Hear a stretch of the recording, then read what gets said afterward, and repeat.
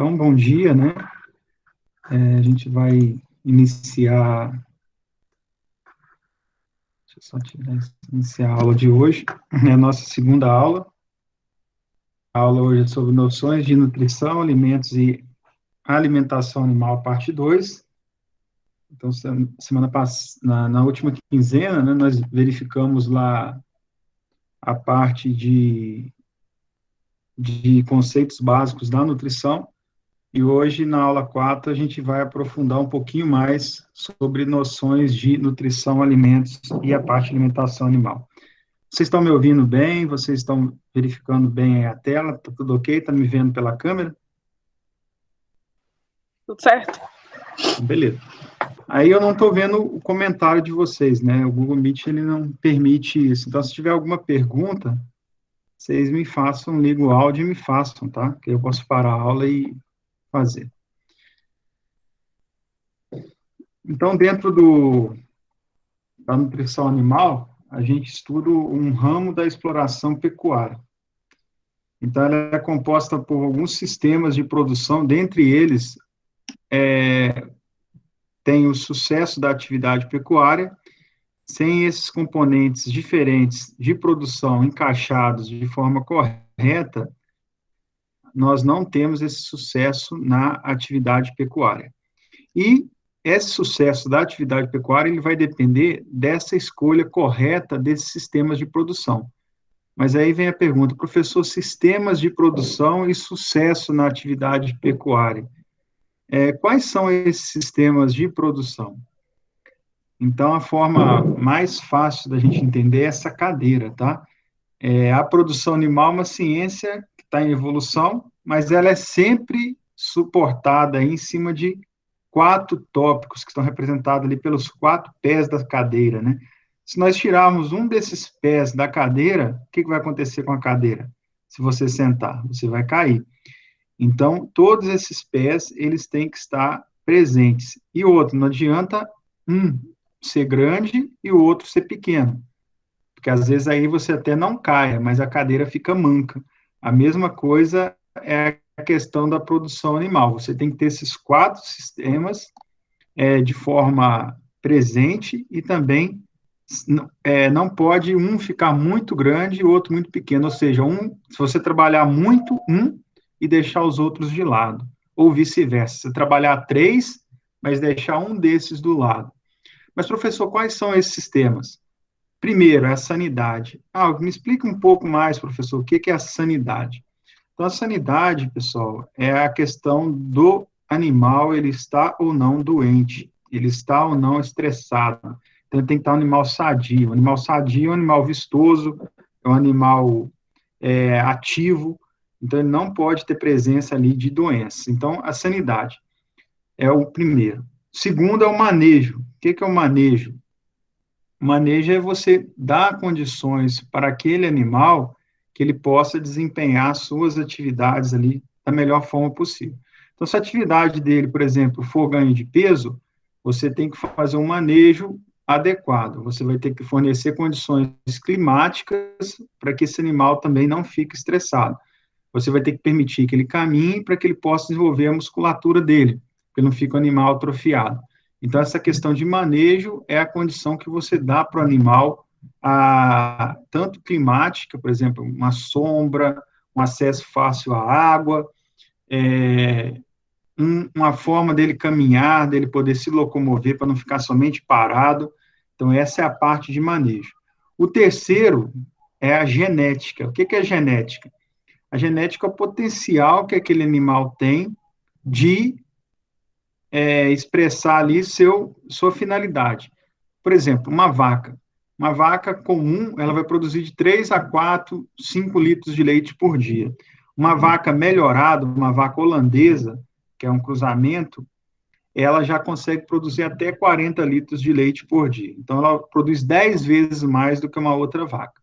Então, isso é a questão da genética. Então, a genética é importante também. E, por último, a questão da nutrição, que é a nossa aula de hoje. A nossa nutrição é importantíssima. O animal, que não está bem nutrido, ele não vai ter uma boa sanidade, mesmo que ele tenha uma genética muito boa, ele não vai expressar essa genética, e ele também não vai conseguir ali ter condições de fazer um manejo ali adequado. Ele vai ficar tão cansado que vai se deitar e não vai andar, então, enfim. Esses 4 componentes da produção animal, eles têm que estar presentes se você quiser altas produtividades ali, seja de carne, de leite, de lã e couro, por aí vai, tá bom? Essa parte aqui. E dentro da nutrição, nós temos 3 componentes, que são os volumosos, os concentrados e a água, que eu vou falar um pouquinho para vocês.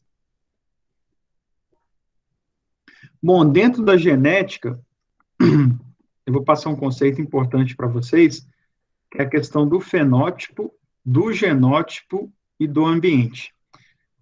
Qual que é a diferença entre fenótipo, genótipo e ambiente? Então, o fenótipo, tá aqui, é a manifestação observável de um caráter. Por exemplo, aqui nós temos a raposa do Ártico. Então, a raposa do Ártico, no mês mais frio, ela tem essa coloração aqui branca, porque a região onde ela vive, que é os polos, ela se confunde ali com a neve. Então, isso aí reduz a capacidade dela ser predada por outros animais e também facilita a capacidade dela predar outros animais. Então, ela se confunde ali com a neve. Então, o fenótipo dela, nessa época do ano aqui, é branco. À medida que vai entrando o verão, a neve vai secando e vai surgindo a vegetação, ela vai mudando de cor. Então, lá no verão, quando tem muito tronco de árvore, muita árvore seca, alguma vegetação, ela já é dessa cor aqui amarronzada. Então, o fenótipo ele pode mudar de acordo ali, por exemplo, com a condição climática, de acordo se esse animal ele está na folha ou se ele está no galho. Então, louvo a Deus, ele consegue fazer isso também, mudar de cor. Então, são características observáveis. A cor dos olhos é uma característica também fenotípica. O pendão do milho é um fenótipo. A cor da espiga é um fenótipo, tá? Então, fenótipo você consegue observar. Então, cor dos olhos, cor do milho, a cor do pelo do animal, tá? O tamanho da orelha, do rabo. Então, isso aí é parte de fenótipo. E o genótipo, professor? O que é o genótipo? Então, o genótipo é aquela característica de herdabilidade. Quando você tem o cruzamento do macho com a fêmea, ele herda 50% do macho e 50% da fêmea, tá? Então, essa característica genotípica, ela vem do cruzamento entre o macho e a fêmea. Ela não varia. Por exemplo, a pessoa tem um genótipo para adquirir uma doença, por exemplo, um câncer, né? Tem histórico na família. Então, a probabilidade dessa pessoa ter um genótipo em que vai ocorrer câncer é maior do que uma pessoa que ainda não tenha históricos. Por exemplo, o genótipo da vaca holandesa, ela é um genótipo que produz mais leite do que a vaca girolanda. Então, a holandesa, ela tende a produzir mais leite. Por outro lado, o genótipo da vaca girolanda é um genótipo mais rústico. Ele vai suportar uma condição de estresse por calor, por falta de alimento maior, tá bom? Então, o fenótipo você consegue ver, o genótipo ele vem. E o ambiente é a condição que eu falei para você, a condição climática, né? Que nem a gente tem inverno, verão, então esse é o ambiente. Então, o fenótipo, pessoal, ele vai variar de acordo com o genótipo mais o ambiente. Entrou mais alguém aqui, peraí, só vou autorizar aqui. Tem que interromper aqui só um minutinho.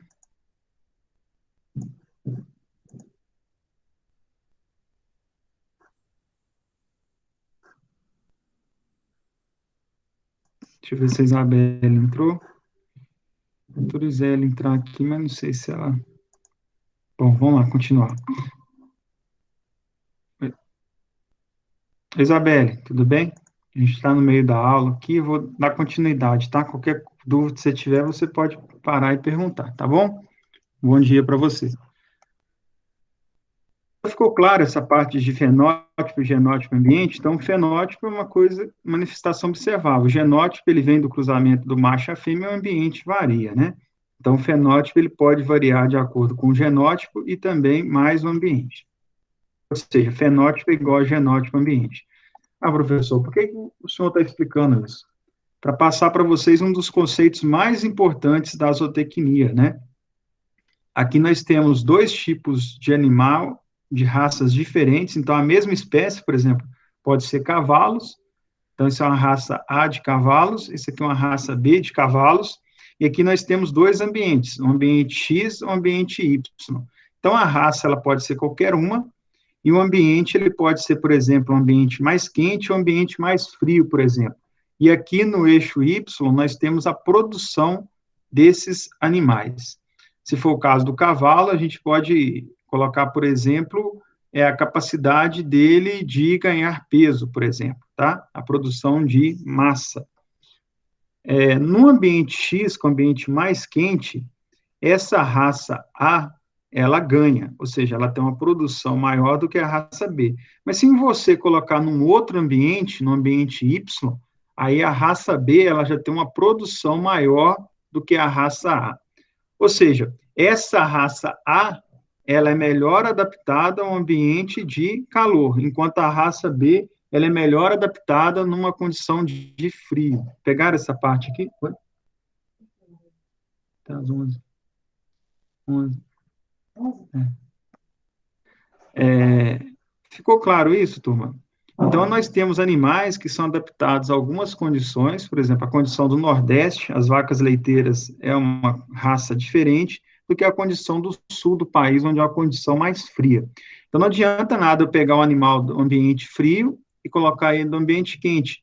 E a mesma coisa, eu pegar um animal de ambiente quente e colocar ele no ambiente frio, que não vai funcionar.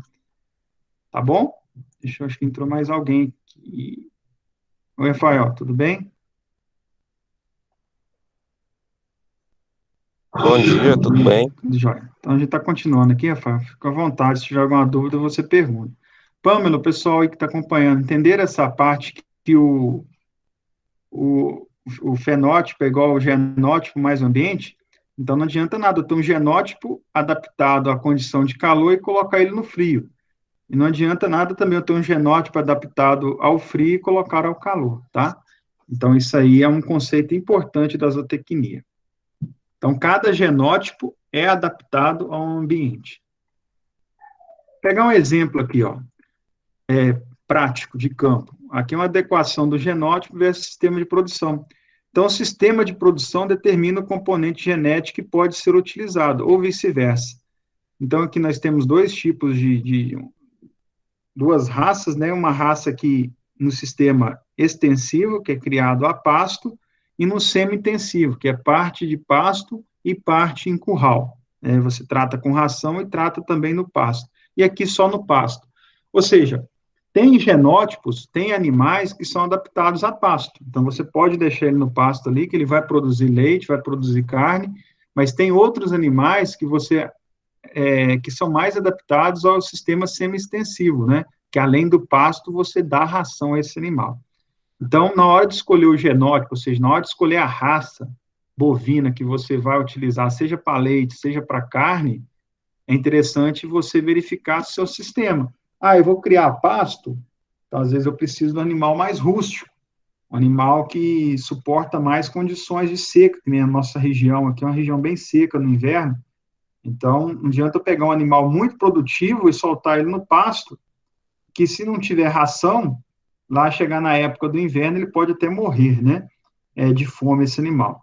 Enquanto que alguns animais mais rústicos, eles não vão ganhar tanto peso, mas eles vão passar bem para uma condição de falta de chuva, uma condição de pouco oferta de capim, ou seja, pouca oferta de volumoso, tá?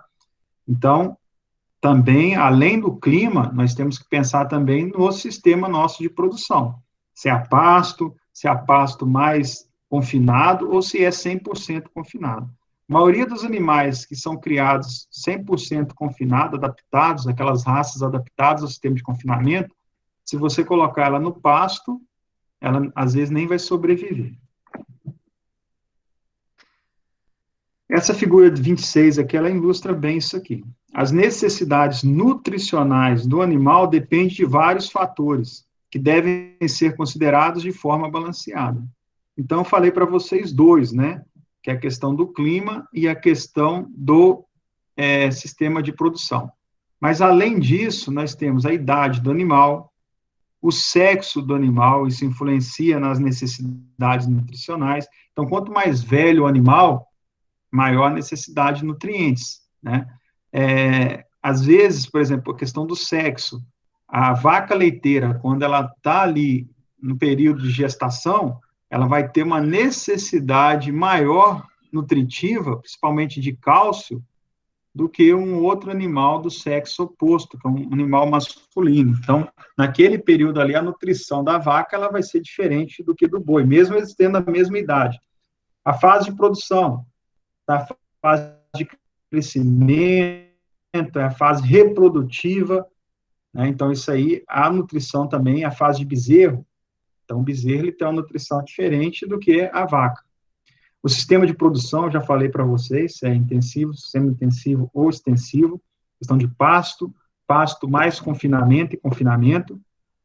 Os nutrientes, eles têm que ser balanceados em relação uns aos outros. Eu falei para vocês sobre a lei do mínimo, tá? Então, sempre aquele nutriente que estiver em menor quantidade, ele vai ser um fator limitante. E a dose certa de nutrientes, tá?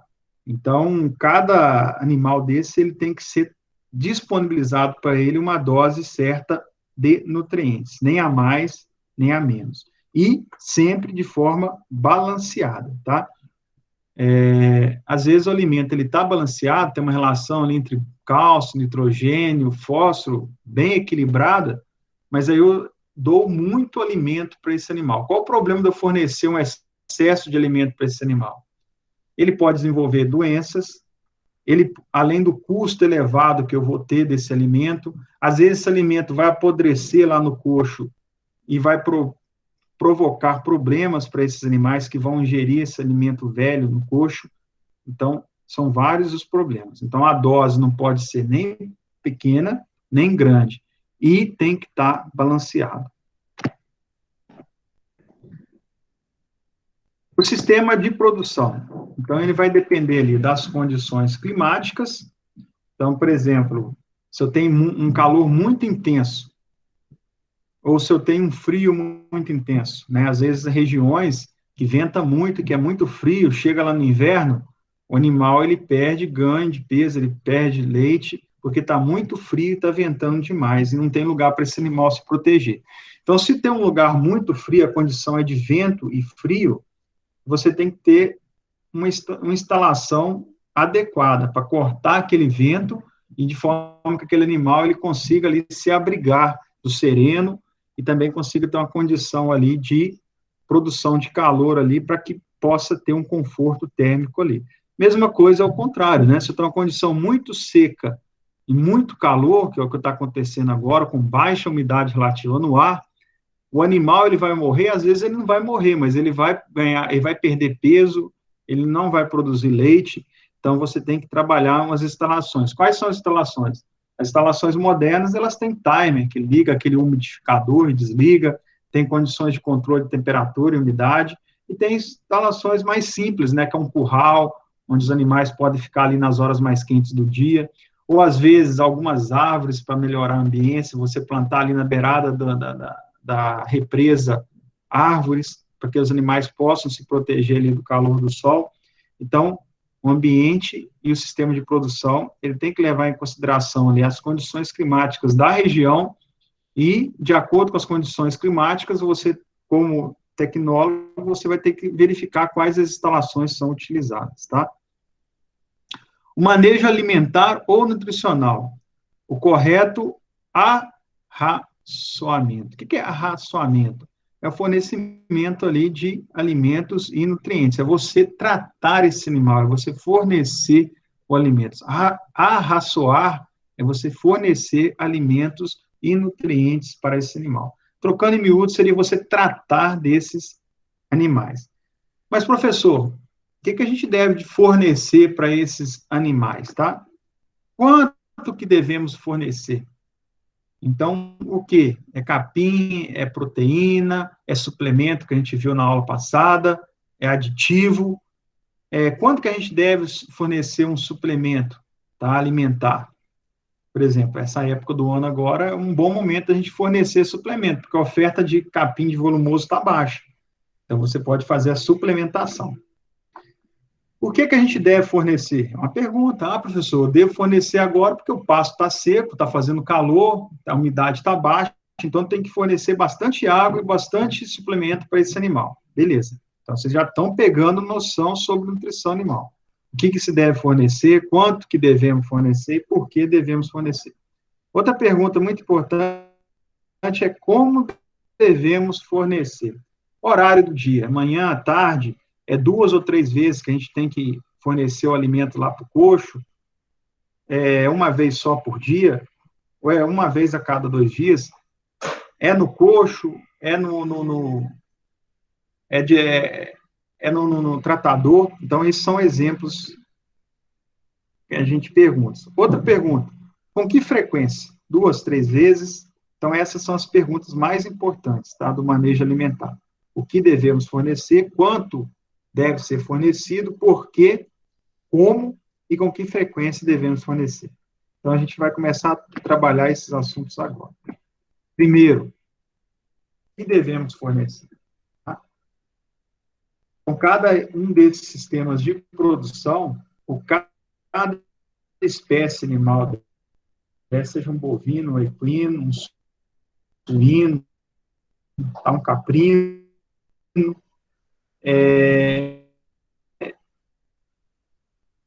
do grupo diferente do alimento que você fornece para o gado. Parece óbvio demais, turma, mas a gente tem que pensar nisso, né? É importante. Os muitos alimentos, eles são comuns entre diferentes sistemas de exploração animal. Um exemplo de um alimento que é comum para todos esses animais aí. Por exemplo, o milho.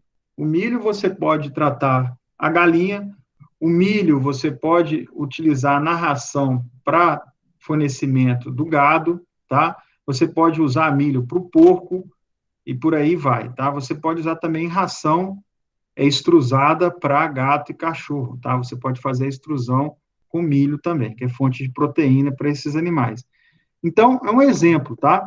O que vai variar entre uma espécie e outra? Por exemplo, a galinha eu vou fornecer o milho, às vezes, ou o milho picado, moído, né? Ou o milho inteiro. Então, para o gado, você vai fornecer esse milho junto com a ração, né? Principalmente através da silagem. Para o cavalo, para o porco geralmente é em grão. Então, assim, apesar deles serem comuns, o milho ser comum para a maioria dos grupos dos animais, a forma de fornecimento desse alimento, ele é diferenciado. Direcionados para cada aparelho digestivo, monogástrico e poligástrico. Isso aí vocês vão ver mais à frente, tá? O que é um estômago monogástrico, o que é um estômago poligástrico. Eu vou estar falando para vocês. Agora, então, primeiro, grupo de animais que nós temos, são os animais mono vem de um, pessoal, e gástricos vem de alimento. Então, eles são equinos e suínos e aves. Então, os equinos, os cavalos, os suínos, os porcos e as aves, eles têm o estômago, o sistema digestivo no sistema monogástrico. Ou seja, eles possuem somente um sistema gastrointestinal. E esse sistema gastrointestinal, ele é formado pela boca, tá? No caso aqui da galinha, a faringe, o esôfago, o estômago, o intestino e o seco, né? Que é a parte final ali do aparelho digestivo. As aves, elas possuem algumas diferenças em relação aos outros suínos e equinos, né? Ela possui, além dessas estruturas, que é a boca, a faringe, o esôfago, o estômago, o intestino e o seco, ela apresenta também o papo e a moela, né? E seu estômago se chama proventrículo. Então, é a adaptação que a gente tem nas galinhas. Ela tem o papo e a moela. Para que serve essa moela? A moela, principalmente, para triturar os alimentos, né?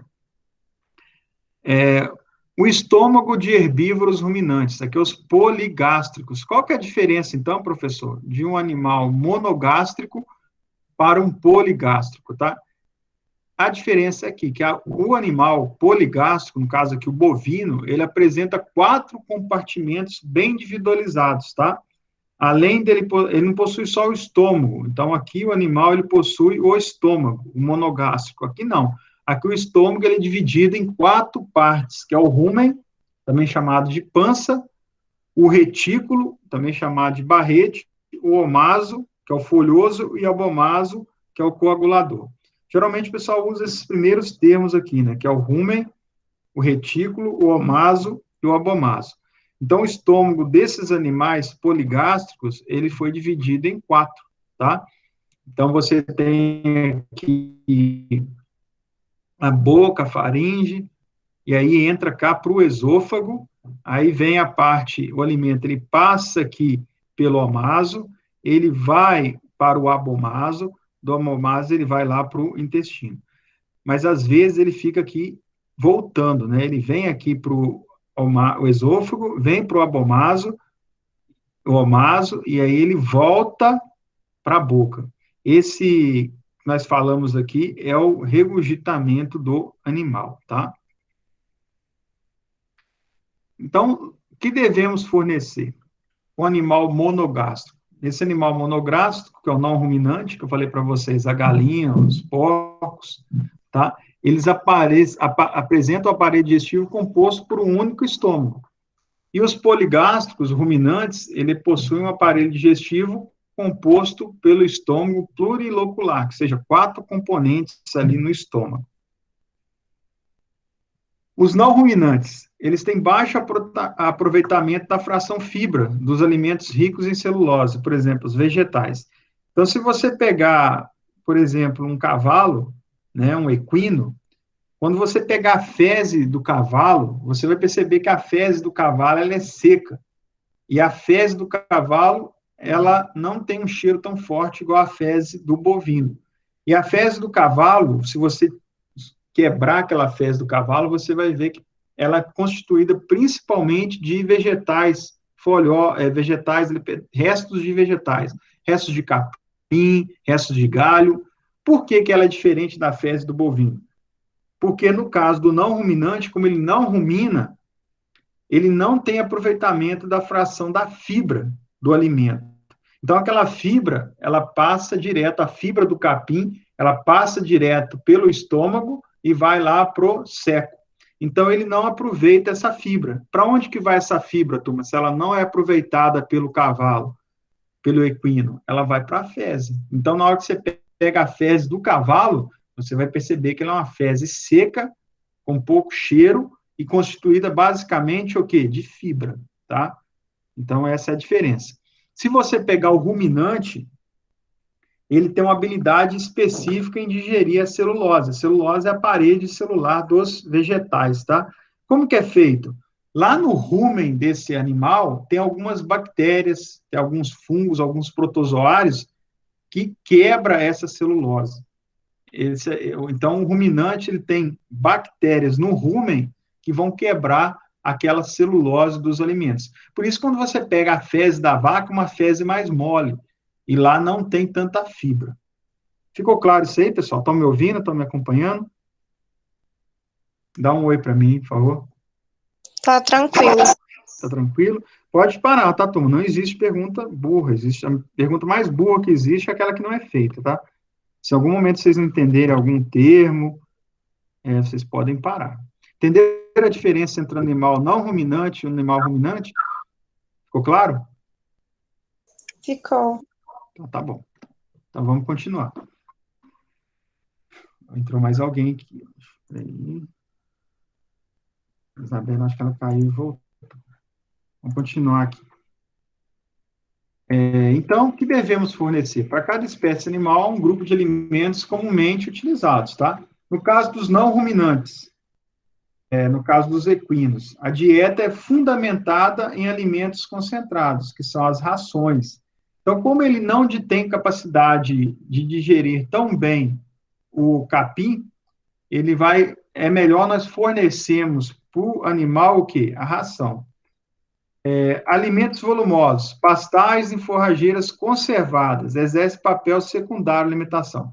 Ah, professor, mas eu sempre vejo cavalo pastando, eu sempre vejo o pessoal fornecer ração para cavalo, mas tem um pouquinho de volumoso, tem um pouquinho de forrageira, né, que é capim, tem um pouquinho de pastagem.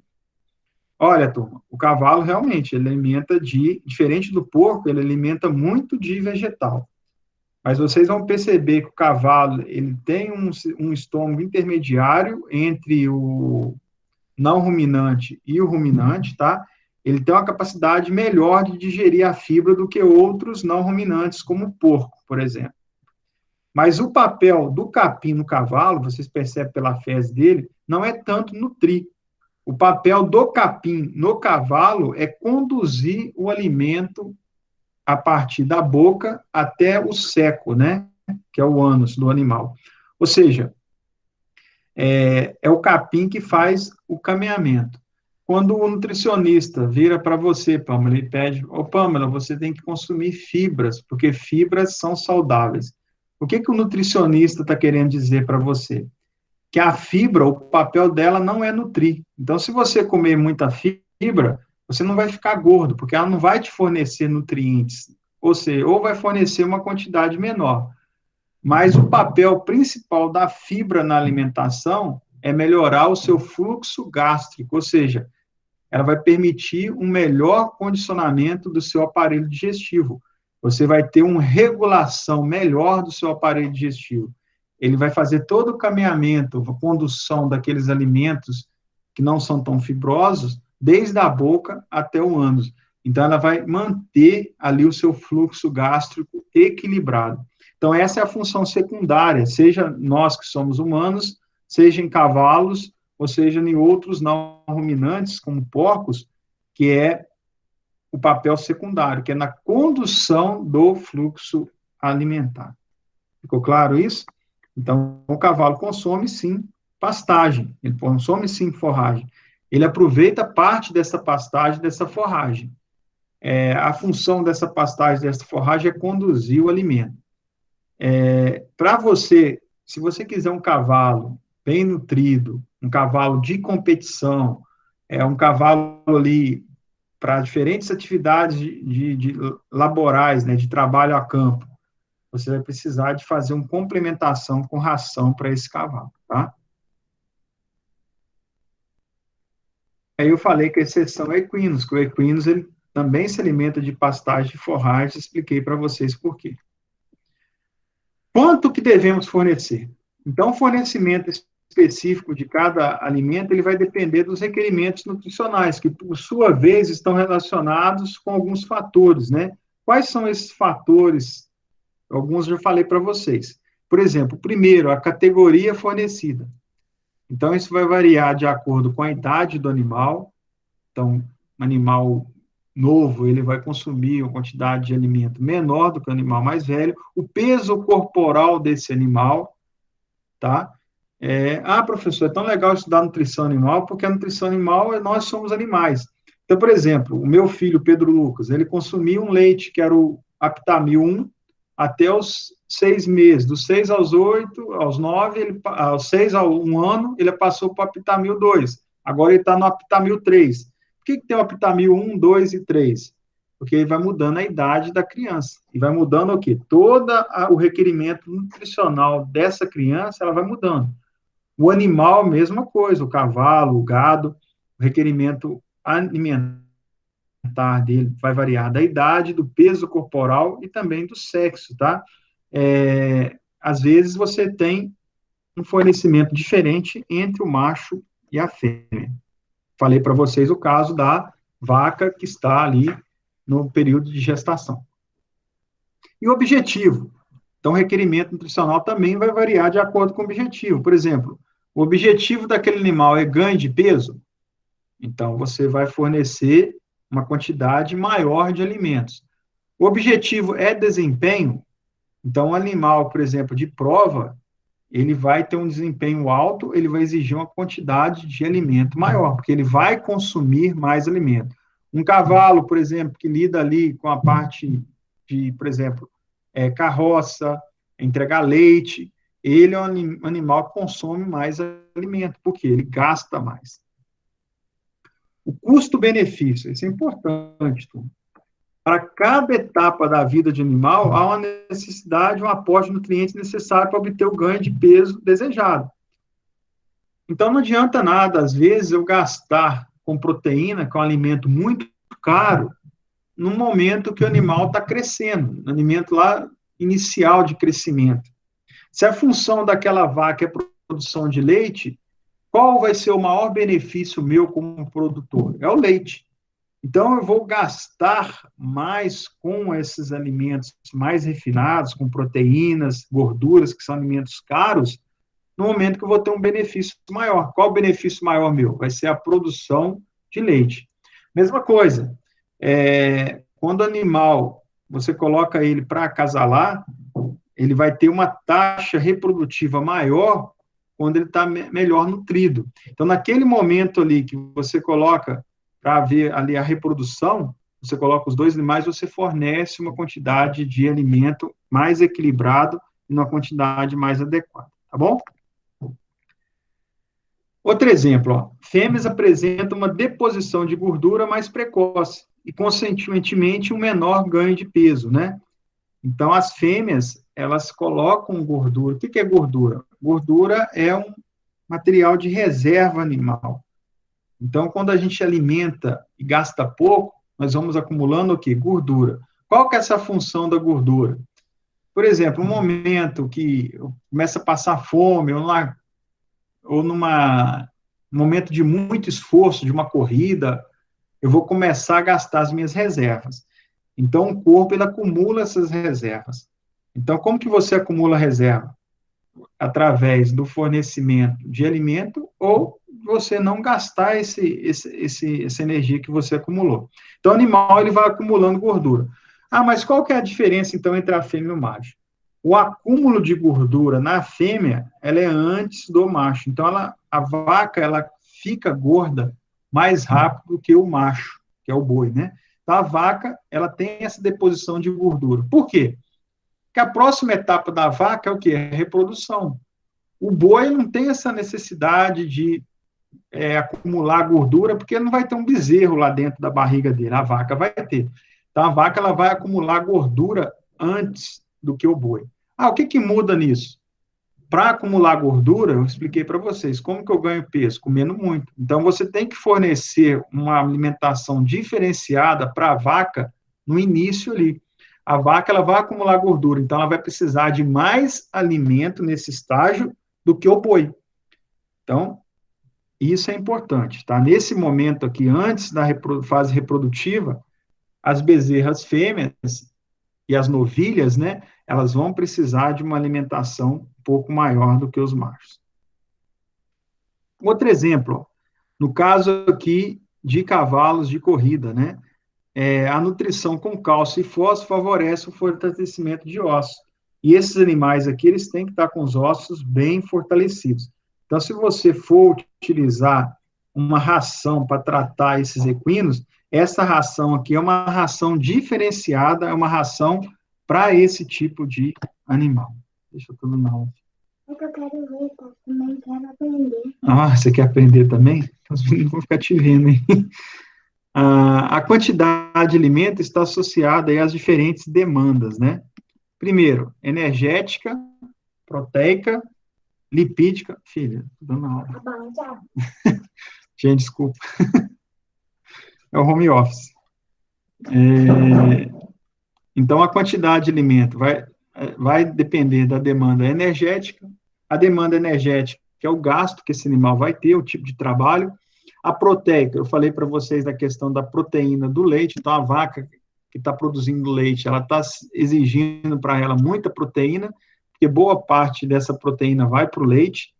A lipídica, a questão da gordura, falei da deposição da gordura antecipada na vaca. Então, se está tendo deposição de gordura, para ter essa deposição de gordura, você vai precisar de quê? De fornecer alimentos. Mineral, falei para vocês do cálcio e do fósforo nesses cavalos de corrida, né? Então, nesse momento aí das provas, você tem que fazer uma suplementação mineral com rações com maior teor de cálcio e fósforo. Mesma coisa, quando você vai para a academia, você não toma lá só proteína whey, não toma algumas outras aditivos lá para malhar, mesma coisa o animal. Se o animal ele vai para a prova, ele precisa de uma suplementação. Vitamina. Com a questão do coronavírus, veio muita questão da vitamina D, né? A suplementação com vitamina D, porque a vitamina D ela é produzida, dentre outros fatores, com a luz solar. Então, se você toma sol pela manhã, você vai ter uma produção maior de vitamina D. Então, o animal confinado, por exemplo, ele vai ter pouco acesso ao sol. Então, nesse caso aí, seria o ideal você fazer uma nutrição com vitamina D para esse animal, tá? Então, tem esses casos aí também de vitamina. Outra coisa, a demanda nutricional, ela é subdividida, né? Como que ela é subdividida? A primeira escala dela é a questão da manutenção. O que é a manutenção? É o metabolismo basal. Ah, professor, aí não ajudou nada, né? Você fala manutenção, depois fala metabolismo basal, eu fiquei aqui a ver navios. Então, deixa eu explicar isso aí. A metabolismo basal, por exemplo, a respiração. Quando você respira e inspira, você está gastando energia.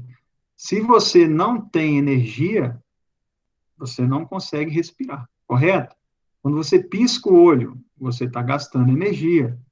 Quando você fala. Então, esse metabolismo basal, ele é importante, tá? E ele precisa de nutriente. Então, um animal que está dormindo, por exemplo, ele está ali respirando, o coração dele está batendo.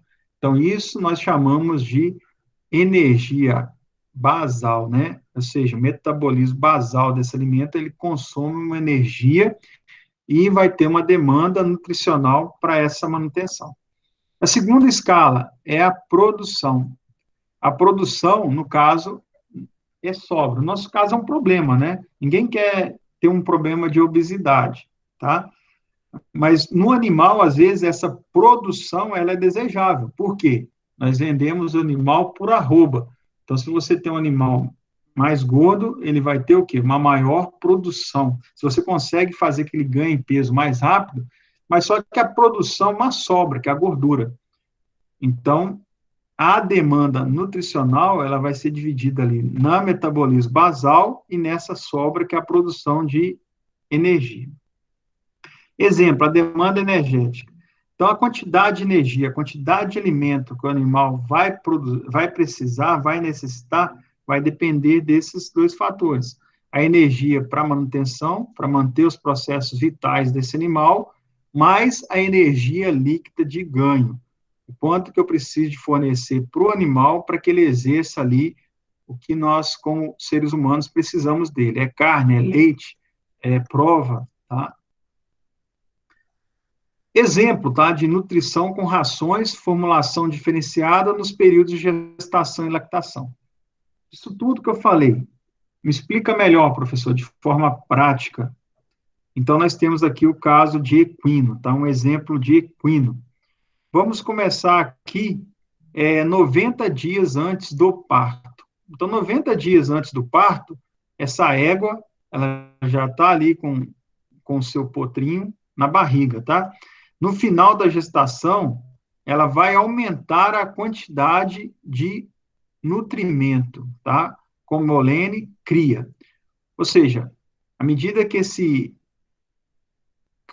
cavalo, né, ele vai crescendo dentro da barriga da égua, o que vai acontecendo?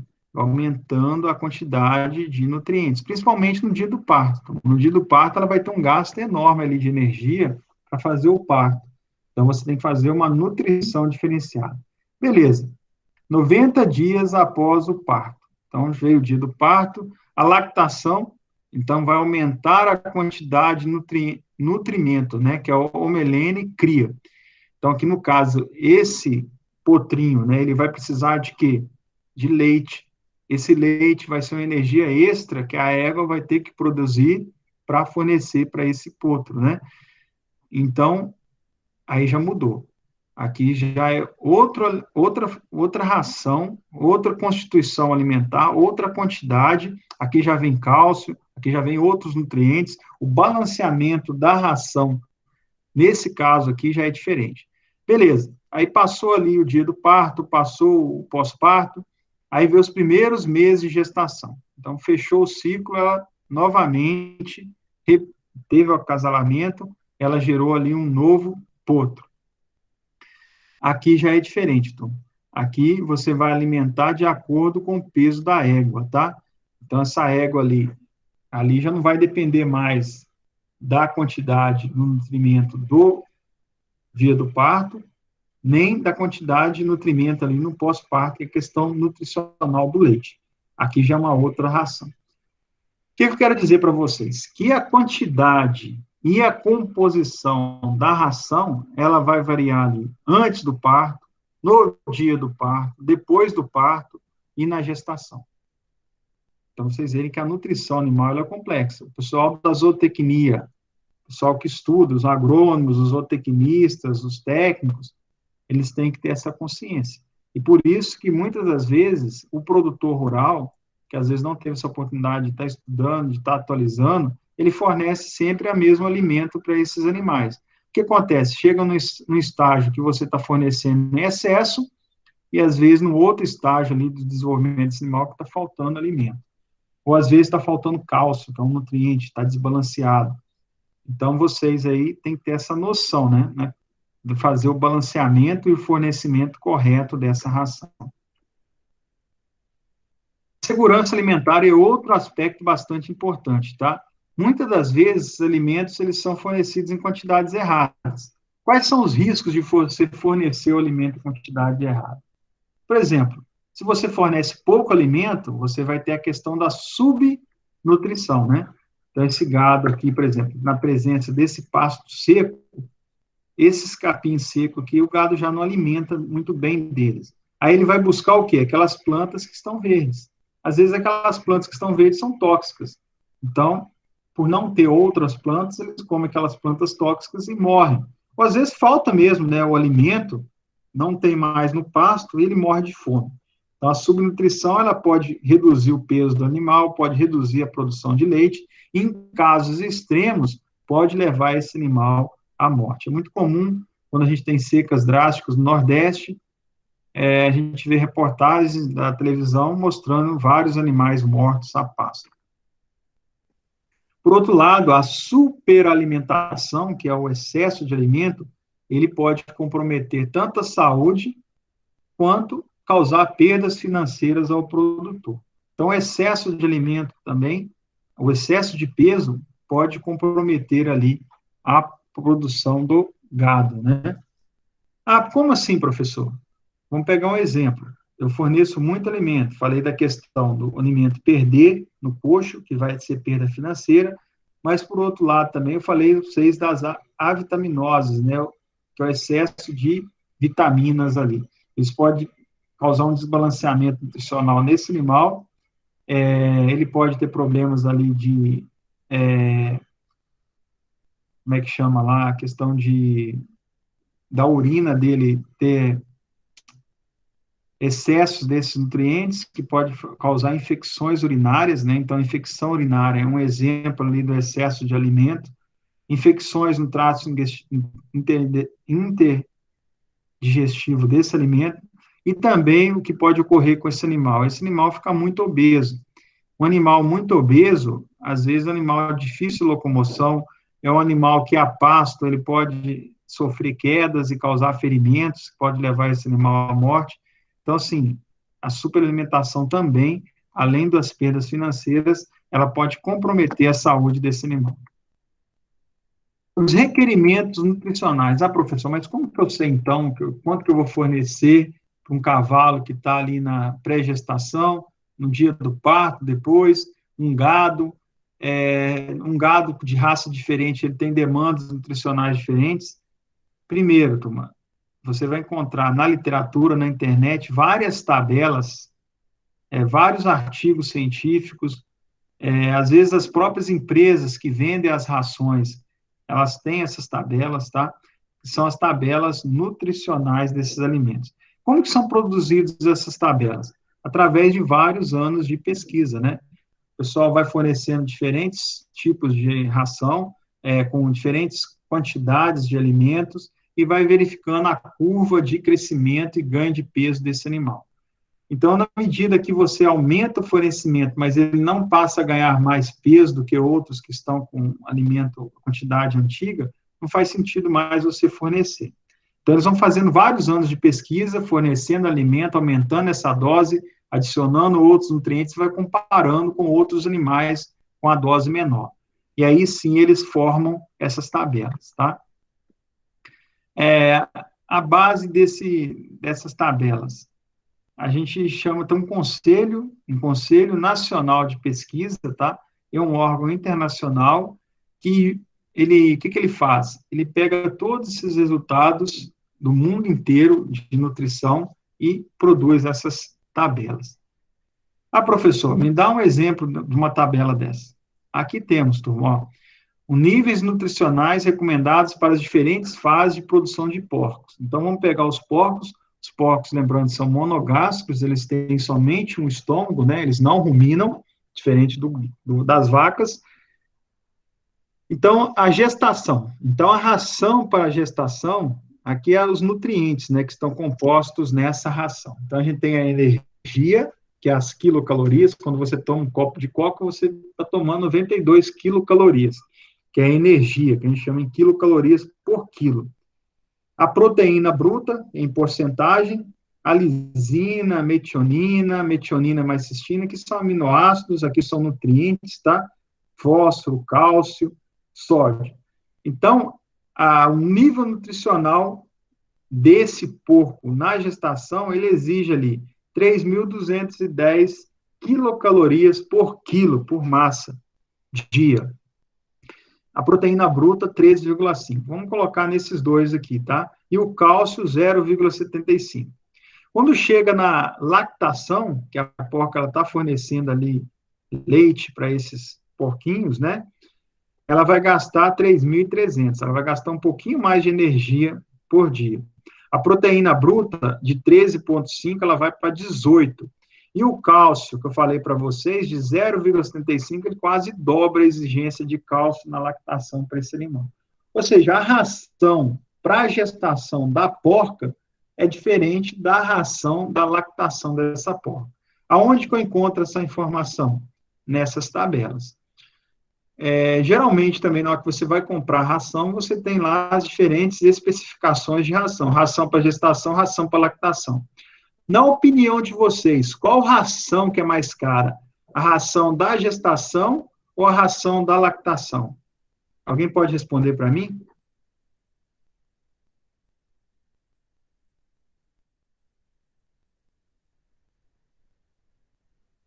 Vamos lá?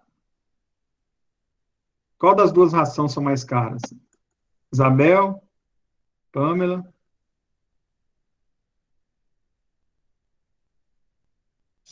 A da lactação? Obrigado, Rafael. É, a da lactação. Por quê? Ela tem uma quantidade maior de energia, ela tem uma quantidade maior de cálcio e ela tem uma quantidade maior de proteína. Proteína é principalmente o alimento mais caro dentro da ração. Então, a ração com excesso de proteína é a ração mais cara. Então, essa ração aqui é mais cara. Mas o que acontece se eu fornecer uma ração da gestação na lactação? Aí vai ser alguns problemas, né? Então, esse porquinho, ele vai ganhar peso de forma o quê? Esse leitãozinho, mais lento. Então, ela vai ter, a porca, ela vai ter dificuldade de atender os requerimentos nutricionais dos leitões. Então, ela não atendendo o requerimento nutricional do leitão, o leitão não vai crescer de forma correta, ele não vai ganhar peso, a leitoa, ela vai ter problema ali nutricional. Então, é isso que nós temos que convencer o produtor, né? Ó, senhor João, nesse período da lactação, você vai ter que comprar essa ração, mesmo ela sendo mais cara, ela vai permitir que seus leitões, eles desmamem mais rápido, que eles desenvolvam de forma mais rápida e que eles venham a produzir carne lá no final do ciclo dele, 20, 30 dias antes do que um porco, onde a porca, ela foi tratada ali com ração de gestação na época da lactação. Entenderam? Além dos vários outros riscos, né, da porca ficar doente, por aí vai. Então, turma, nós devemos fornecer de forma que garanta a manutenção correta do metabolismo do animal, tá? E o que é esse metabolismo? É os conjuntos de reações químicas de um organismo. Então, metabolismo, ele pode ser metabolismo basal, metabolismo manutenção. Se não alimentado corretamente esse rebanho, ele vai ter um ganho insuficiente no tempo programado. Eu vou atrasar o ciclo desse gado. Então, se eu vou, por exemplo, abater esse gado aqui com 180 dias, por exemplo, se eu não faço o fornecimento de alimento de forma correta para esse gado, para esse rebanho, ele vai atrasar ali 30, 40, 50 ou 60 dias. Então, eu vou demorar a vender esse animal. Aí que entra essa parte aqui, que é a produção econômica, ela é a relação entre o custo e o benefício, tá? O lucro do produtor, por exemplo, como é que funciona essa lucratividade do produtor com porcos? A lucratividade, ele vem dessas duas aqui, que é o volume de produção versus a margem. O que é o volume de produção? Quantos porcos desses ele consegue engordar por ano? Então, ele tem um volume ali de quilos de porcos, ou número de porcos ali por ano. E a margem? Por outro lado, turma, quanto que ele gastou de ração, quanto que ele gastou de água, quanto que ele gastou de mão de obra. Então, se um porco ele fica ali mais tempo fornecendo ração em menor quantidade, o que acontece? Você vai economizar na ração, mas você vai ter prejuízo nos aspectos. O seu chiqueiro, né? Ele vai ficar o quê? Ocupado por mais tempo. Aquele funcionário que faz a limpeza dos coxos, que faz a reposição da ração, ele vai ter que ir mais vezes. Então, assim, essa lucratividade vai depender do volume da produção versus a margem. O volume de produção que eu falei para vocês é o número de suínos produzidos, por exemplo, por ano, tá? E a margem? A margem ela vai ser igual à receita, que é o lucro que ele teve com a produção de porcos, menos o custo da produção, que é o custo que ele gastou ali com mão de obra, custo que ele gastou com a parte de refrigeração, com ventiladores, energia elétrica, manutenção dos equipamentos de fornecimento de água, tá? A parte da ração também. E por que nós devemos fornecer? Primeiro, turma, a produção de forma econômica, ela vai trazer ali uma relação custo-benefício, tá? Então, a gente sempre tem que pensar custo-benefício. E qual que é a composição dos custos, nesse caso aí, na produção desses suínos, tá? Eu falei para vocês um pouco. Boa parte do custo para a produção do suíno é a ração. Então, a ração, ela ocupa 75% do custo do suíno. Mas eu falei para vocês que a ração não é bom mexer, porque se eu coloco em excesso, ela já custa muito caro, vai ficar caro, o produtor vai perder a ração, vai ter aqueles problemas de saúde animal. Se eu colocar menos a ração, eu vou reduzir essa relação aqui, mas eu vou aumentar outros custos, né? Porque o animal vai demorar mais a engordar. Então, a ração ali, ela é caro, então, por isso que é importante o zootecnista, o técnico, o agrônomo, na hora de fornecer a ração, fornecer na dose certa, porque ela corresponde ao quê? Ao maior custo de produção do proprietário. O proprietário, ele paga o salário para vocês trazerem lucro para ele. Então, vocês têm que trabalhar certinho essa ração aqui, tá? Na quantidade certa, na época certa. Qualquer excesso ou qualquer falta de ração vai resultar em prejuízo. Além da ração, quais são os outros custos? O segundo custo maior é a questão das instalações, que eu falei para vocês, né? A construção das instalações não são baratas. A mão de obra também é caro. A mão de obra, além de escassa, ela é cara. Então, 7% dos custos na criação de suíno é mão de obra. A genética, a questão de inseminação, a questão de compra de fêmeas para cruzamento, ela é 3%, tá? Medicamentos são 3% também. As vacinas são 3%. E 5% são os outros, né? A questão da água, a questão da energia, e por aí vai. Então, Qual que é a preocupação nossa com o produtor de cavalo, de galinha, de porco, qualquer animal? É a questão da ração. Porque a ração custa caro. A obtenção de índices zootécnicos positivos. Então, o que é o índice zootécnico? Por exemplo, um índice zootécnico é o ganho de peso. Então, o ganho de peso é um índice zootécnico. Qual que é outro índice zootécnico? Por exemplo, o comprimento da crina do cavalo, é um índice zootécnico, tá? Então, ganho de peso aqui, nós estamos avaliando o ganho de peso e desenvolvimento do animal. Então, nós temos aqui o ganho de peso diário, quilos por dia, de fêmeas, tá? Nós temos aqui os meses de janeiro a dezembro. Nós temos aqui o pasto, então, todas essas fêmeas, elas foram mantidas a pasto e fizeram uma suplementação. Como é que foi feita essa suplementação? No caso A, foi o pasto mais o sal mineral. No caso B, que além dos pastos, sal mineral, o pessoal adicionou proteína, tá? Com baixo consumo. E o terceiro caso, nós temos o pasto, o sal mineral, mais a proteína em alto consumo. O que é alto consumo? Você fornece ali em excesso para esse animal, tá? O que aconteceu no mês de janeiro, turma? No mês de janeiro, o ganho de peso ele foi igual, tanto para sal mineral mais proteína, quanto sal mineral mais proteína, foi 0,6. Por que em janeiro não teve diferença de ganho de peso? Porque em janeiro é um mês chuvoso, né? Um mês que a gente tem bastante oferta de pasto. Então, o animal ele não viu o benefício ali dessa complementação com sal mineral mais proteína. Mas se vocês perceberem, lá nos meses mais secos, de junho e julho, o que aconteceu com esse animal que ficou em pasto e forneceu somente sal para ele? O animal ele perdeu peso, né? Ele perdeu 0,1 quilos ou 100 gramas por dia. Quando você forneceu, além do sal mineral, a proteína em baixo consumo, de menos 0,1, ou seja, ele passou a ganhar 300 gramas de peso por dia. E se você fornecer o sal mineral mais a proteína de alto consumo, ele passa a um ganho de peso de 400 gramas por dia. Ou seja, no mês de janeiro não compensa eu fornecer proteína, que é cara, para esse animal, seja em baixo consumo, seja em alto consumo. Somente o pasto e o sal mineral é suficiente.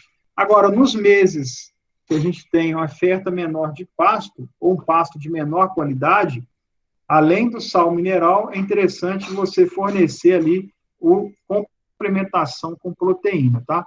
E se você fornecer com alto consumo, você vai ter um ganho ali de 100 gramas ainda por peso. Pegando a média anual, com pasto, sal mineral, é 3,4 quilos por dia.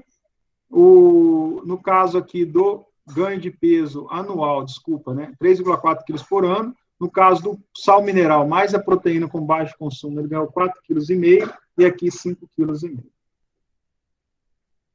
Como que devemos fornecer? Por exemplo, depende da mão de obra disponível. Então, se você está numa região que tem pouca mão de obra, como que você faz para fornecer esse alimento? Você tem que mecanizar a operação. Nesse caso aqui, você tem um caminhão que chega aqui do lado, ele abre, já fica fácil você ter uma estrada do lado, fica fácil você fornecer aqui a ração para esse gado. Então, você já automatizou. Numa condição de baixa tecnologia, que eu tenho excesso de mão de obra na agricultura familiar, o pessoal tem que chegar ali com os baldes e jogar lá no coxo, né? Então, vai depender da mão de obra disponível. Quanto menor a mão de obra, mais você vai ter que automatizar seu sistema. Os equipamentos e instalações disponíveis, eu falei para vocês, hoje a gente tem muito recurso, tá? O nível tecnológico empregado, então, às vezes, você tem acesso à internet, você tem essas operações todas automatizadas. Estudos dos hábitos dos animais. Então, a área acadêmica é relativamente nova, né? Essa questão de hábito animal. É a observação dos animais e seu comportamento em diferentes ambientes. Saber como que dá a interação entre os animais e os hábitos comportamentais são fundamentais para o sucesso do manejo nutricional. Aqui um exemplo, o georrastro. O que é esse georrastro? Você coloca um sistema de marcação desse animal Você coloca um GPS nesse animal e você acompanha a movimentação desse animal durante o dia. E aí você tem todo esse rastreamento animal. E aí você consegue oferecer mudanças na sua fazenda para atender essa movimentação do animal, tá? Então, isso chama de georrastro. Exemplo, né? O confinamento, com que frequência? Confinamento de bovinos de corte. O intervalo de alimentação deve ser de 10 a 15 horas. Não se deve fornecer alimento ali dentro desse intervalo, tá? Então, só fornecer ali 10 a 15 horas. E o número de tratos por dia adequados, de 2 a 3, no máximo. 3 ou mais tratos ao dia, atenção. Se você está fornecendo alimento ali, o animal está comendo mais de 3 vezes por dia, ou você está tendo a necessidade de colocar 3 tratos ou mais por dia, quer dizer que você está fornecendo uma ração ali em quantidade pequena, ou às vezes uma ração mal balanceada, tá? 5 ou mais tratos por dia é um vício, é um problema de sobra, né? O animal está viciado ali em alimentar. A composição dos alimentos, a gente tem a fração sólida, que é a fração seca, que é os nutrientes, você tem a fração úmida, que é a água, tá? E os cálculos e requerimentos nutricionais sempre são expressos na fração seca, matéria seca. Então, você sempre calcula a quantidade de ração em função dos nutrientes, e nunca em função da água, tá? A água, ela sempre tem que ser fornecida em excesso, tá? A água, o ideal é sempre ter à disposição do animal. Então, a fração sólida, não. A fração sólida você tem que fornecer na quantidade correta. E esse valor do alimento ele é baseado em seu teor de nutrientes. Então, o alimento, ele tem água, mas ele tem a matéria seca, né? Então, tirou a água, tudo que tem no alimento é matéria seca. Essa matéria seca, ela é composta pela matéria orgânica, que é carbono. Esses carbonos podem ser os glicídios, os lipídios, as proteínas e as vitaminas. Enquanto que o material mineral, que é os macronutrientes e os micronutrientes. Então, essa é a composição dos alimentos. Então, cada alimento ele possui um teor de umidade ou matéria seca ideal. Exemplo, farelo de milho, ele contém ali um teor de umidade e matéria seca. Então, farelo de milho, 88% é matéria seca. 12% é água. Vou pegar um outro exemplo, tá? Em 100 quilos de milho, nós temos 88 quilos de material seco, composto por nutrientes, e 12 quilos de água, se você pegar 100 quilos desse farelo de milho. E o cálculo de uma dada ração? Então, aí vem a parte final da aula, nos últimos slides, que é a parte de bromatologia, tá? Brômatos é o alimento e logos é o estudo. Então, a bromatologia é o estudo do alimento. O que que faz?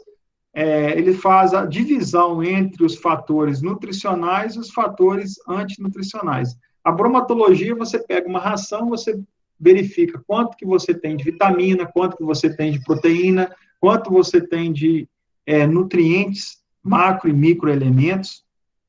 E qual é o objetivo principal dela? É a obtenção da composição química dos alimentos, ou seja, a determinação das frações nutritivas do alimento. Então, quanto que eu tenho de gordura, quanto que eu tenho de proteína, quanto que eu tenho de vitamina, tá? E geralmente são feitos nesses equipamentos aqui. Então, através da análise bromatológica, tem a composição nutricional da ração, ou seja, a quantidade de nutrientes presentes no alimento, na matéria-prima, na pastagem, na ração, e é determinada por essa análise bromatológica, tá? Como que é o resultado de uma análise bromatológica? O resultado da análise bromatológica são essas tabelas que eu falei para vocês. O que que tem nessas tabelas? As proteínas, as fibras, né? Que é o F aqui, tá? Os nutrientes digestíveis totais, a questão do amido, que é o carboidrato, o cálcio, que eu falei para vocês, os nutrientes aqui, fósforo, potássio, magnésio, enxofre, e os valores em calorias, né? Que eu falei para vocês. Então, essa análise bromatológica ela é uma importante ferramenta para o balanceamento correto da dieta dos animais. Então, se eu tenho a exigência de alimento do animal, que eu mostrei para vocês lá, por exemplo, dos porcos, em pré-lactação, E em lactação, se a proteína é diferente, eu tenho que fornecer alimentos que sejam ricos em proteínas. Então, são alimentos que têm um teor de proteínas maior. Então, a análise bromatológica ela vai trabalhar na ração para ver qual que é a quantidade de proteína, qual que é a quantidade de fibra que tem aquela ração, tá bom? Então, essa importância é na avaliação de matérias-primas, a caracterização físico-química dos alimentos, aqui um exemplo de laboratório, fazendo essas análises bromatológicas, e a avaliação das rações e as pré-misturas, né? Quanto de nutrientes que tem aquela ração e quanto que tem aquela pré-mistura. Essa produção de alimento, são inúmeros fatores que são atuantes. Por exemplo, poderá apresentar grande variação em sua composição e qualidade. Se eu pego lá, por exemplo, uma silagem de milho, num ano seco, esse milho ele vai produzir menos grãos do que um ano que chove muito. O grão, ele é o principal fator que fornece proteína na silagem. Então, a silagem de milho, num ano chuvoso, vai ter mais espiga, vai ter mais grão, vai ter mais proteína. Num ano mais seco, uma silagem de milho, ela vai ter menos grãos e vai ter menos proteínas. O que eu vou fazer com essa silagem de milho no ano seco? Eu vou ter que fornecer proteína adicional. Eu fornecendo proteína adicional, eu vou gastar mais, tá? Então, ela vai variar ali de acordo com a composição, o ano, a qualidade dessa silagem e dos fatores ambientais que eu falei para vocês. Os alimentos volumosos, exemplos, a qualidade da semente. Então, tem semente que tem uma qualidade ruim, às vezes é um capim duro, mal digestivo. O manejo da cultura, a questão da adubação, do controle de pragas, doenças, a produção, a colheita e outros fatores que eu falei para vocês, os fatores ambientais. Então, eles podem ser decisivos na questão da umidade, na proteína, na fibra, tá? Nos minerais e outros componentes e fatores nutritivos. É importante, turma, quando que eu compro uma ração, nessa saco de ração tem uns níveis de garantia. O que são esses níveis de garantia? É uma informação da composição provável, tá? Da matéria-prima, da pré-mistura à ração. Já que varia tanto esses alimentos de acordo com as condições climáticas, sementes, então, dentro da ração, você tem no saco da ração essa análise bromatológica. Então, vai te dar proteína bruta. Nesse caso aqui, ele tem a proteína bruta fornecida por essa ração é 230 gramas por quilo. Se eu fizer uma análise bromatológica e tiver 23% a mais ou 23% a menos de proteína bruta, eu não posso processar essa empresa de ração. Por quê? Está dentro do limite tolerável, tá? Então, é isso que significa nível de garantia. É a quantidade que tem na ração de proteína, de umidade, de matéria fibrosa e a variação, tá? Ela é sempre fornecida pelo fabricante, então tem que ter no saco da ração esses níveis de garantia e pode variar aí até 10%. Alguns podem variar mais, né? Nesse caso aqui, até 23%. Tudo bem, pessoal? Então, com essa aula, a gente finaliza essa parte de noções de nutrição. É claro que esse assunto ele vai muito mais a fundo do que isso que eu apresentei para vocês, mas se vocês decidirem trabalhar com essa parte na agronomia ou continuar o curso de vocês em zootecnia, de repente fazer um mestrado, doutorado na área, vocês vão entrar mais a fundo nessa parte de nutrição, tá? Nós aqui, como técnico, nós vamos até esses conceitos que já dá para vocês uma boa noção de como que funciona essa parte nutricional. Os conceitos mais importantes de nutrição, eles foram mostrados aí para vocês, tá? Se vocês têm alguma dúvida, Isabel, Pamela, Rafael, Isabelle? Tranquilo? Tranquilo. A explicação foi tranquila. Então tá. Eu agradeço a presença de vocês, tá? Eu vou interromper aqui a gravação agora, até porque ficou um pouquinho mais do tempo, né?